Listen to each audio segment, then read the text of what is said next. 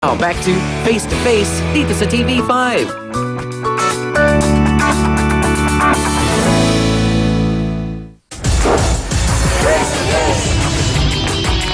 Walang oras, laging nasa trabaho, amoy palengke, kung kaya't ipinagpalit ni Leo ang mabangong si Lotlot. Pero nung pinakilala mo si Lotlot kay Ate Rose, nung birthday ni Ate Rose, abay kayo na ho pala ni Lotlot. Kaya lang po pinakilala ko sa kanya para hindi po siya maniniwala na gano'n. Na may ginagawa ko sa kanyang hindi maganda. Baga sa po, parang nagsinungaling na po ako sa kanya. Pang ilang karelasyon nyo na po si Ate Rose? Bali, pangalawa na po yan. Pangalawa po, 10 taon yun. Ganon-ganon lang? Kinalimutan nyo na po? Oo. So, hindi lang amoy ang problema. O hindi lang dahil sa walang oras. Parang nang babae po kayo. Parang ganon po lumalabas. Gano'n na nga rin po. Saan po ninyo nakilala si Lotlot? Kasi po may nadadaanan ko po lang kasi araw-araw yan. Kasi nagpa 5-6 po ako. Dumadaan ako sa kanila. Pag-alis ng asawa ko noon, sumasalisi rin siya. Pupunta rin siya sa bahay. Siyempre, madaling araw po eh.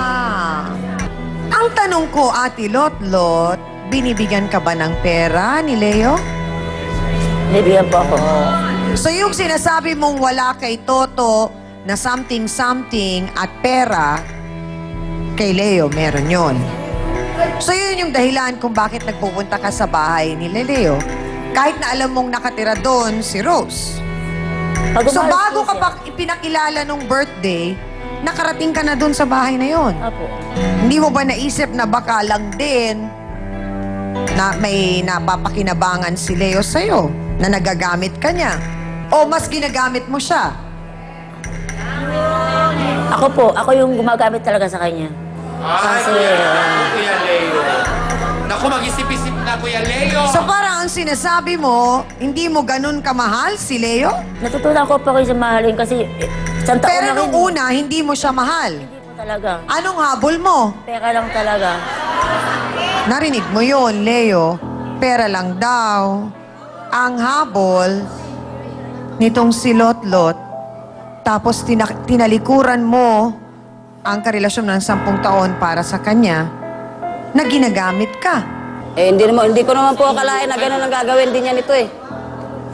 Pera lang pala niya. Akala inaabol mo niya ba sa akin. ninyo na nung unang nagkakilala kayo ay may pagmamahal siya sa inyo at seryoso? Kasi po, lagi po siyang dumadaing sa akin. Sabi niya, hindi raw sa inuwi ng asawa niya. Tapos pag umuwi daw, binubugbog siya. Oo. Wala namang binibigay na pera. Lagi siyang pumupunta sa amin, umiiyak siya. So parang pakiramdam po ninyo, kayo po yung parang, knight in shining armor na tumutulong at parang prinsipe sa buhay ni Lotlot. Parang ganon. Kaya parang naintriga din kayo. Pero parang naiintriga din kami kasi parang napag-alaman ko na maliban kay Lotlot, meron pang Reynalyn. Sino yun? Yung Reynalyn po ba, sinabay nyo rin kay Ate Rose? Hindi po. Kailan yun dumating? Bali, sumunod na lang po siya kay Lotlot. So parang si Lotlot, sinabay mo kay Ate Rose, at ito namang Reynalyn, sinabay mo kay Lotlot. Pabling! Playboy! Gaano katotoo na mas bata kay Lotlot itong Reynalyn? Mas bata po yun. Saan naman po ninyo nakilala yun?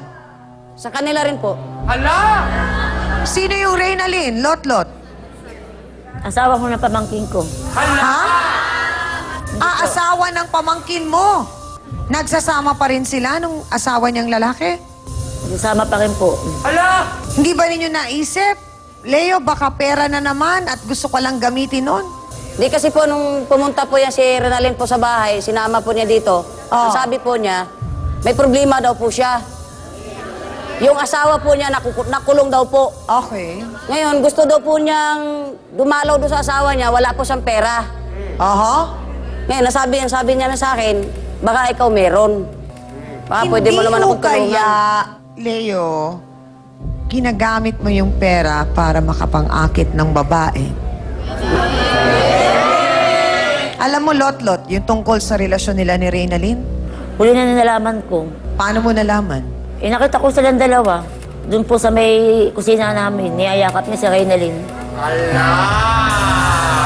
Sinong nagpakilala kay Reynalyn kay Leo? Si Reynalyn po kasi, sumama po sa akin yun nung umalis po ako sa bahay namin. Dahil nagtago na nga po kami dalawa. Bali yung pamangking ko, dinala ko na. Hanggang ngayon po, karelasyon niyo pa yung Reynalyn? Hindi na po. Bakit? Hindi na po siya nagpapakita sa akin. Bakit hindi na nagpapakita?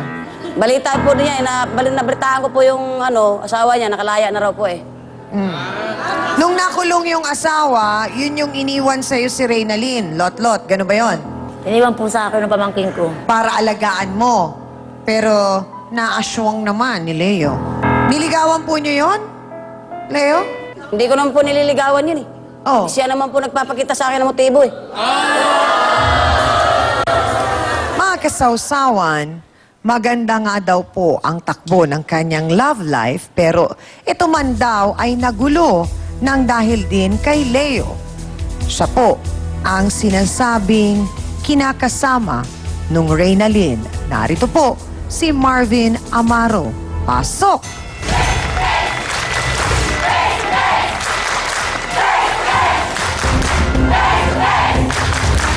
Sandali lang, Marvin! Ikaw ang kinakasama noong si Reynalyn. Oo. Nakulong ka, tama ako? Bakit ka nakulong? Dahil unahulihan ako ng patalim sa sa daanan. Hinabilin mo si Reynalyn Tita ko, na si Lot-Lot. Kailan mo nalaman na may naging relasyon si Leo at si Reynalyn? bali paglaya ko, may narinig na lang akong chismis-chismis na ang asawa ko, kinakasama pala na itong ako na lang gumawa ng parang hindi ako makapaniwala sa chismis-chismis lang. Ako na mismo ang humuli.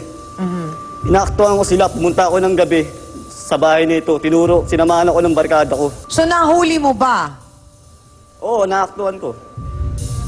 Naaktuhan mo na ano? Nag-aalikan sila ng asawa ko. So paanong nangyari, Ate Lot-Lot, yung pinagkatiwala sa'yo ay napunta sa taong mahal mo din, pero sabi mo nga, hindi mo pala mahal pala, pineperahan mo lang. Sa pagbabalik po ng face-to-face, ang iba pang saloobin ni Marvin, ating pong hihimayin. Kaya wag po kayong bibitiw, magbabalik po ang face-to-face. Ang sinasabi kasi ni Lot-Lot, Toto, hindi ka nagbibigay ng pera, wala rin kayong something-something. Nagsasawa yan. Tuwing uwi ko naman, ako naman eh. Ay! Miss Amy Perez would like to thank the following: Dr. Steve Marcan of GAOC Dental Clinic, Salon de Manila, Watercolors Makeup, Gloss Nails, Juscavelli Eyewear, Dr. Manny and Pai Kalayan, Wade. Hans Mortel would like to thank the following: Dr. Ariel Recto Dabalus, Nail Necessity, Hand, Foot, and Body Spa, a necessity for your body and soul. Face to Face would like to thank the following: AXN Time and Sports Shades, F101, Wear Your Needs, Home Appliances by Minami, galing ng quality. Ito ang tunay na masarap. Select Soy Sauce, kaya toyo pa lang, ulam na. Ito ang bilhin. Prime Rocks Bleach, ang bleach na di masangsang, mabisa na, mura pa, gawang Pinoy.